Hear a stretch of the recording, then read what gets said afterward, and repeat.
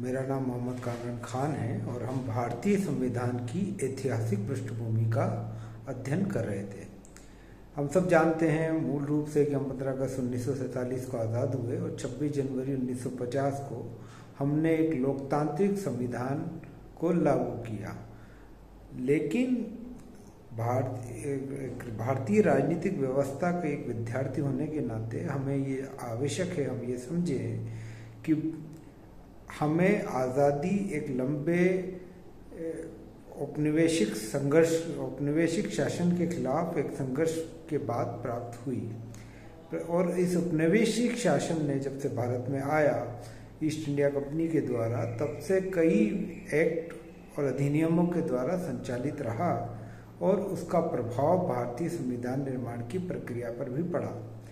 तो भारतीय संविधान को हम व्यापक रूप से समझने के लिए हमें स्वाधीनता से पूर्व जो विभिन्न अधिनियम हैं उनका भी अध्ययन करना आवश्यक है। यही वजह है कि हमारे कोर्स में भी 1909, 1919 और 1935 के अधिनियमों का प्रमुख रूप से उल्लेख मिलता है। एक विद्यार्थी होने के नाते, संवैधानिक विकास के एक विद्यार्थी होने के नाते हमें 1909, 1919 और 1935 के अधिनियमों का अध्ययन तो आवश्यक ही है, परंतु क्योंकि इनका अध्ययन शून्य में नहीं हो सकता तो हमें पूरी ऐतिहासिक पृष्ठभूमि समझनी पड़ेगी। और यही वजह है कि कल के व्याख्यान में मैंने आपको एक ऐतिहासिक पृष्ठभूमि बताने की कोशिश की थी कि 1600 में ईस्ट इंडिया कंपनी की स्थापना हुई और ये वह समय था जब भारत में मुगल शासन स्थापित था। और इस ईस्ट इंडिया कंपनी में जिसकी स्थापना ब्रिटिश संसद, ब्रिटेन के राजा के राजपत्र से हुई, इसका उद्देश्य था भारत और पूर्वी देशों के साथ व्यापार करना। शुरुआती उसका उद्देश्य कपास और मसालों के व्यापार से था। बाद में कई चीज़ें इस ईस्ट इंडिया कंपनी के व्यापार में जुड़ गई, जिसमें रेशम, अफीम भी शामिल है। तो इस तरह ईस्ट इंडिया कंपनी जो ब्रिटेन के राजा के आज्ञा से स्थापित हुई और उसका उद्देश्य भारत और पूर्वी देशों के साथ व्यापार करना था। अब 1600 में जब स्थापित हुई तो भारत में जब ये कंपनी जहांगीर की आज्ञा के बाद पहला इसका व्यापारिक केंद्र सूरत बनाया इस कंपनी ने, ईस्ट इंडिया कंपनी ने, और बाद में जिन्हें आज हम 3 महानगर के नाम से जानते हैं, बंगाल, मुंबई और मद्रास में ईस्ट इंडिया कंपनी ने अपने व्यापारिक केंद्र बनाए। और यहाँ ये बात भी समझने की ज़रूरत है, ये तीनों बंदरगाह थे और यहीं से जलमार्ग के माध्यम से ईस्ट इंडिया कंपनी अपना व्यापार करती थी। तो शुरुआत में जो ईस्ट इंडिया कंपनी के जो शुरुआती व्यापारिक केंद्र बने वो समुद्र के किनारे थे। स्पष्ट बात थी कि वो अपना व्यापार समुद्र के माध्यम से ही कर रही थी, तो उसे समुद्र के किनारे वाले जगहों की आवश्यकता थी, बंदरगाहों की आवश्यकता थी। यही वजह थी कि मुंबई, मद्रास और कलकत्ता ईस्ट इंडिया कंपनी के शुरुआती व्यापारिक केंद्र बने और ईस्ट इंडिया कंपनी ने इन्हें प्रेसिडेंसी का नाम दिया। ये 3 प्रेसिडेंसियां मौजूद हैं ईस्ट इंडिया कंपनी की। फिर हमने ऐतिहासिक विकास में हम ये पढ़ते हैं कि मुगल साम्राज्य का जैसे पतन होने लगा तो कई क्षेत्रीय नेतृत्व उभरा, लेकिन धीरे धीरे ईस्ट इंडिया कंपनी ने अपना प्रभाव जमाने लगा और भारत में जो राजनीतिक शून्यता थी उसका लाभ उठाकर ईस्ट इंडिया कंपनी भारत की शासक बनने की ओर अग्रसर हुई। और इसी क्रम में 1757 का जो प्लासी का युद्ध है वो बड़ा महत्वपूर्ण है कि ईस्ट इंडिया कंपनी ने प्लासी के युद्ध में विजय पाई और बंगाल की वास्तविक शासक बनकर उभरी। 1765 में मुगल बादशाह शाह आलम के आदेश के बाद ईस्ट इंडिया कंपनी को बंगाल, बिहार और उड़ीसा की दीवानी अधिकार भी मिल गए। अब ईस्ट इंडिया कंपनी एक व्यापारिक कंपनी से ज़्यादा एक राजनीतिक वास्तविक शासक के रूप में अस्तित्व में आने लगी। लेकिन इसी के दौरान कुछ समस्याएं ऐसी थीं कि ईस्ट इंडिया कंपनी अपने आप में अव्यवस्था और कुशासन और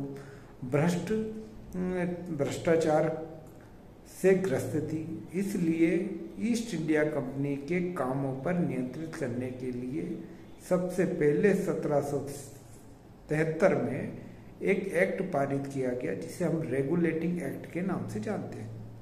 उस रेगुलेटिंग एक्ट में ये बात कही गई कि बंगाल का जो गवर्नर होगा वह पूरे भारत का गवर्नर जनरल होगा और बाकी 2 प्रेसिडेंसियाँ यानी 3 प्रेसिडेंसियाँ थी, बंगाल, मुंबई और मद्रास।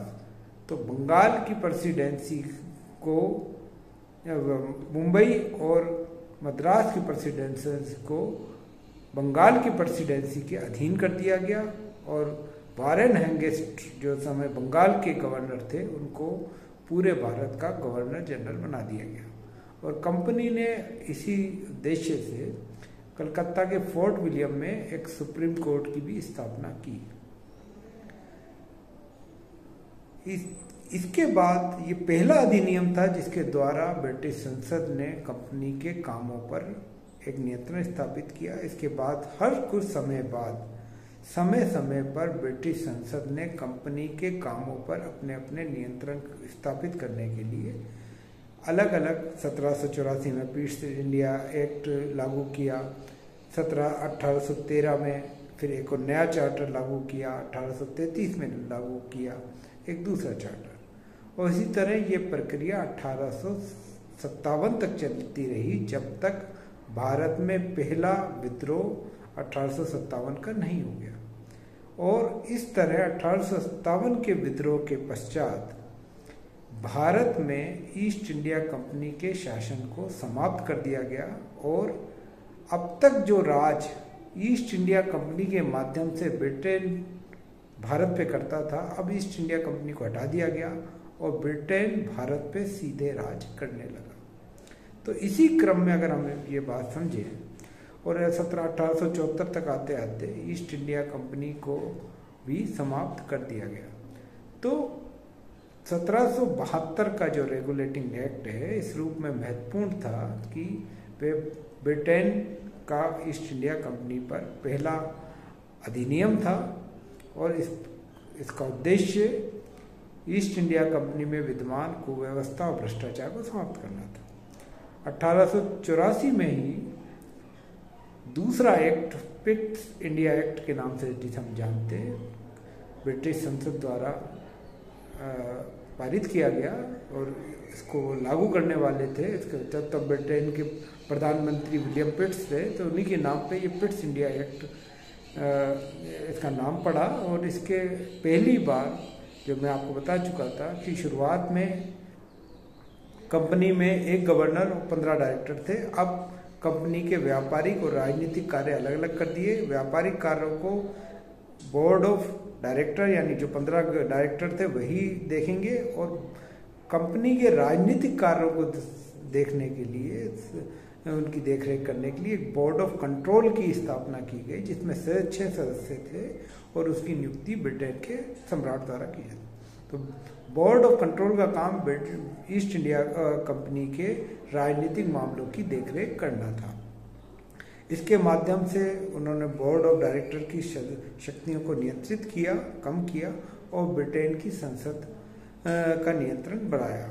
1813 में एक और अधिनियम पारित किया गया जिसके अब तक तो ईस्ट इंडिया कंपनी का काम था, एक अधिकार था भारत और पूर्वी देशों के साथ व्यापार। 1813 के अधिनियम में ब्रिटेन के इस अधिनियम में ईस्ट इंडिया कंपनी का ये अधिकार समाप्त कर दिया गया और ये कहा गया कोई भी ब्रिटिशवासी भारत और पूर्वी देशों के साथ व्यापार कर सकता है। तो 1813 के अधिनियम में ये एक परिवर्तन किया गया कि ईस्ट इंडिया कंपनी के एक अधिकार को समाप्त कर दिया गया।